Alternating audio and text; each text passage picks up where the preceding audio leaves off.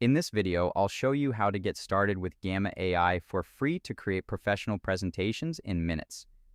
I'll begin by searching for Gamma AI on Google and clicking on the official link to head to their website. From the homepage, I'll click on Start for Free and choose to continue with my Google account for a quick and easy sign up. After confirming my account details, I'll go through the short onboarding process by selecting my preferences for education and design roles. Now that I'm on the dashboard, you can see several ways to create, but I'm going to select the Generate option to build a presentation from a simple prompt.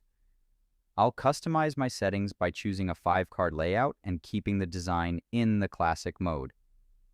Next, I'll type in my topic, a professional presentation on the history of artificial intelligence, covering everything from Alan Turing to modern language models. After clicking to generate the outline, I'll review the slides the AI has planned out. I'll set the text content to be concise and then browse through the visual themes. There are plenty of great styles here, but I'm going to select the pistachio theme for a clean, modern look. Once I hit generate, the AI starts building the deck in real time. It's amazing to watch it organize the history, the rise of machine learning, and the current LLM revolution into a cohesive, visually stunning presentation.